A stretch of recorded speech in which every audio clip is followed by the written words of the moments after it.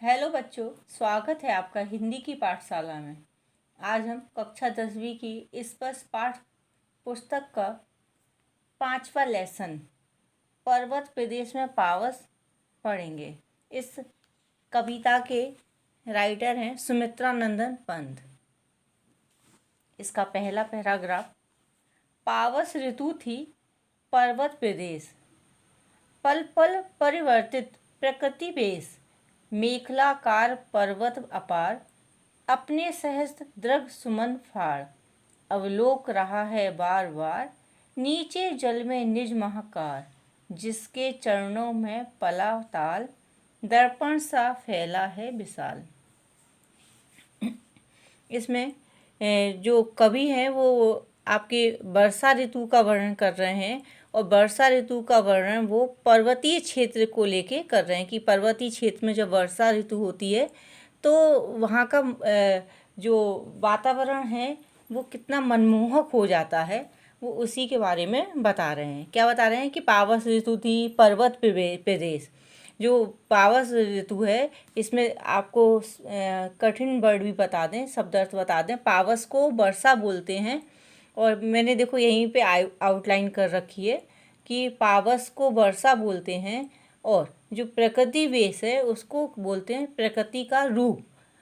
मेखलाकार अर्थात करधनी के आकार, जो महिलाएं जो कमर में पहनती हैं उसको करधनी बोलते हैं। फिर सहस्त्र है मतलब हजार, सहस्त्र मतलब हजार। अवलोक देखना, महाकार विशाल आकार, दर्पण मतलब आईना। पावस ऋतु थी पर्वत प्रदेश। पावस ऋतु यानी कि बारिश का मौसम था, बारिश की ऋतु थी, और पर्वतीय क्षेत्र में उसका क्या वर्णन है वो बता रहे हैं। कवि कहता है, क्या कहता है कि पर्वतीय क्षेत्र था, वर्षा ऋतु थी, और जो प्रकृति थी वो पल पल अपना रूप, अपना वेश बदल रही थी। पल पल परिवर्तित प्रकृति वेश मतलब जो प्रकृति थी वो पल पल अपना वेश, अपना रूप बदल रही थी। और जो सामने जो विशाल पर्वतमाला थी, लाइन से जो पर्वत बने हुए हैं उनको वो पर्वतमाला बोल रहे हैं। तो वो कह रहे हैं कि जो पर्वतमाला थी वो दूर दूर तक फैली हुई थी। वो ऐसे लग रही थी जैसे कि वह धरती की करधनी हो, करधनी की तरह लग रही थी। मेखलाकार पर्वत अपार मतलब वो पर्वत जो थे ना वो ऐसे लग रहे थे जैसे पृथ्वी की करधनी हो। अवलोक अपने सहस्त्र दृढ़ सुमन फाड़, अवलोक रहा है बार बार मतलब वो बता रहे हैं जो पर्वत पे जो हजारों फूल खिले हुए थे वो ऐसे लग रहे थे जैसे कि उनकी आंखें हो। सहस्त्र मतलब हजारों फूल खिले हुए थे, वो ऐसे लग रहे थे जैसे कि उनकी आंखें हो, और वो अपनी आँखों से वो ये सारा सौंदर्य देख रहे हैं। जो सौंदर्य जो पर्वतों पे फैला हुआ है, जो प्रकृति पे फैला हुआ है सौंदर्य, उसको देख रहे हैं। नीचे जल में निज महाकार, जिसके चरणों में पला ताल, दर्पण सा फैला है विशाल। अब बोले जो पर्वतों के जो नीचे तलहटी होती है वहाँ पे एक तालाब था, और वो ऐसा लग रहा था जैसे दर्पण हो, क्योंकि उस तालाब में पहाड़ों का जो प्रतिबिंब है वो दिखाई दे रहा था। तो ऐसा लग रहा था जैसे कि वो क्या हो, दर्पण हो। ठीक है, और अब मैं आपको समझाती हूँ इसको। पर्वतीय क्षेत्र में वर्षा ऋतु की प्रकृति का वर्णन करते हुए कवि कहता है, पर्वतीय क्षेत्र था, वर्षा ऋतु थी, प्रकृति पल पल में अपना रूप बदल रही थी। सामने विशाल पर्वतमाला दूर दूर तक फैली थी। वह धरती की करधनी को तगड़ी भी बोलते हैं, के समान सुशोभित थी। पर्वत पर खिले हजारों फूल, ऐसे लगते थे मानो वे उसकी आँखें हैं और वह उन्हें फाड़ फाड़ कर अपने सौंदर्य को देख रहा है। पर्वत की तलहटी में एक साफ स्वच्छ जल वाला तालाब है जो दर्पण के समान लग रहा है। उसमें फूलों से युक्त विशालकाय पर्वत का प्रतिबिंब पड़ रहा था, जिससे ऐसा लगता था मानो पर्वत अपनी फूलों रूपी आँखों से तालाब रूपी दर्पण में अपने विशाल आकार को निहार रहा हो। दूसरा पैराग्राफ।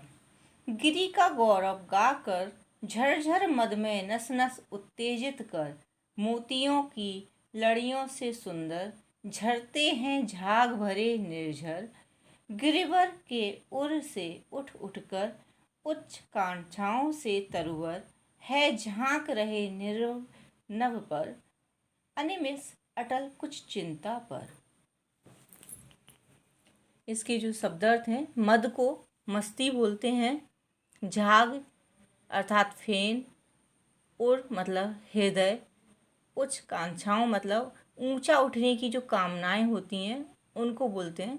तरुवर मीन्स पेड़, नीरव नभ मतलब शांत आकाश, अनिमेष मतलब एकटक, चिंता पर अर्थात चिंता में डूबे।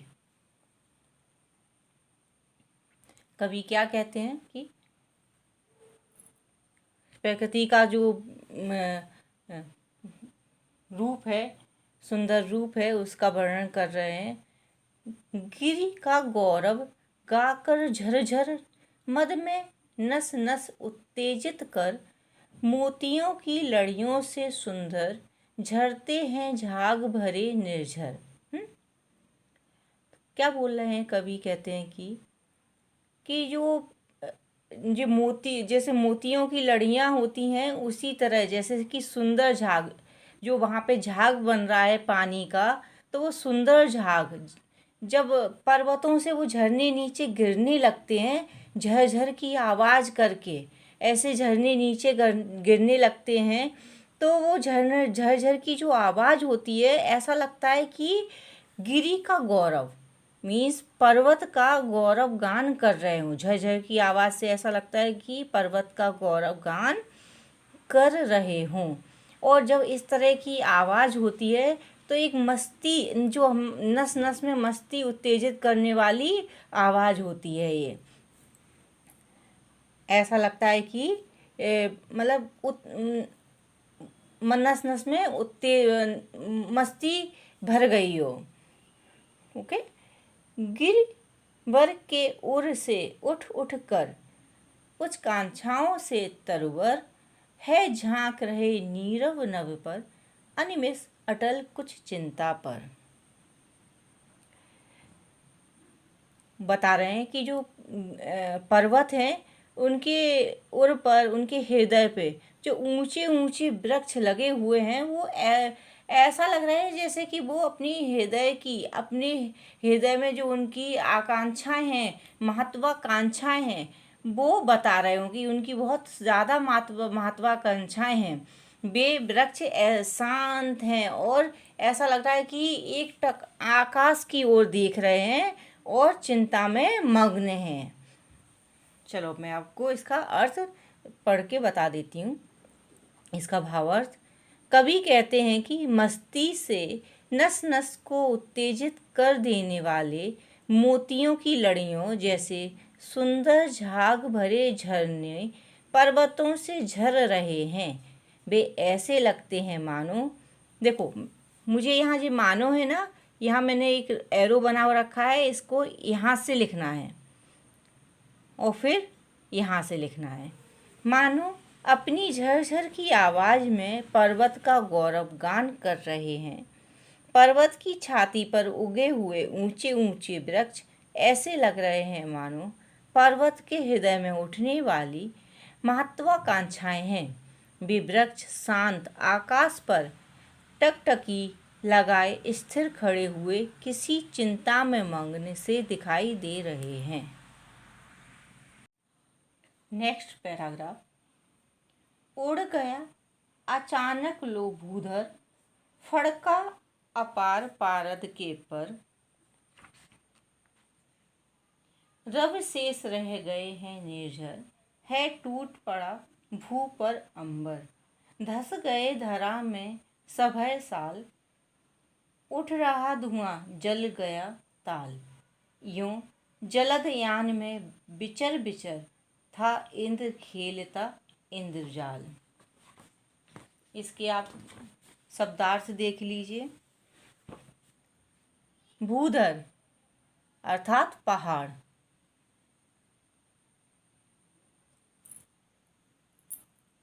सभय साल, सभय यानी भय के साथ, साल वृक्ष। जलद यान बादल रूपी यान, बिचर घूमना, इंद्रजाल जादूगरी।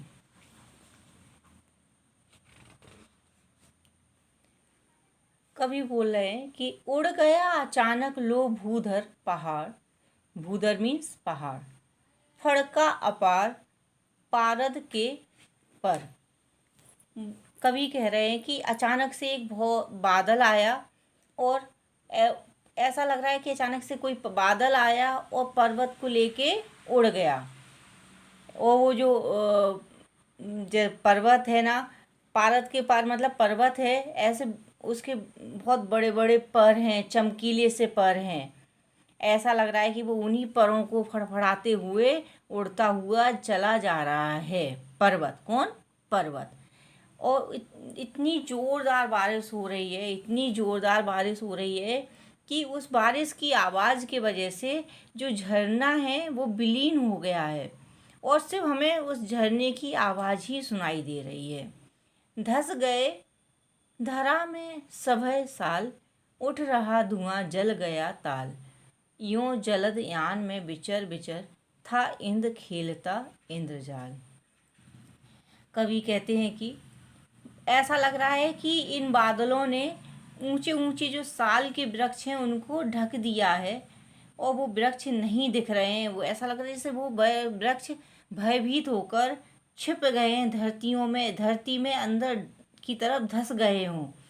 और जो बारिश की वजह से जो तालाब की जो नमी युक्त वायु होती है ना, वो ऐसे हवा में धुआं की तरह उठ रही है, तो वो कोहरे का रूप ले लेती है।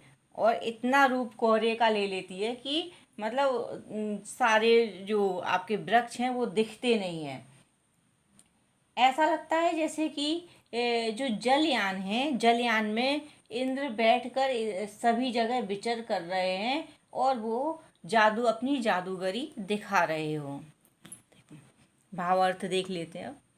कवि कहता है कि अचानक बहुत बड़ा बादल पर्वत से ऊपर उठा तो ऐसा लगा जैसे पर्वत ही अपने बड़े बड़े पारे जैसे चमकीले पंखों को फड़फड़ाता हुआ उड़ गया हो। जोरदार वर्षा प्रारंभ हो गई, उसमें झरने विलीन हो गए, केवल उनकी आवाज़ ही सुनाई दे रही है। ऐसा लगता है जैसे आकाश ही धरती पर टूट पड़ा हो। बादल ने साल के ऊंचे ऊंचे वृक्षों को ऊपर तक ढक लिया है, जिन्हें देखकर ऐसा लगता है कि साल के भी वृक्ष भयभीत होकर धरती में धस गए हैं। जोरदार वर्षा के कारण तालाब से उठती नमी युक्त वायु ने कोहरे का रूप ले लिया है, जिसे देखकर ऐसा लगता है जैसे उसमें आग लग गई हो और उससे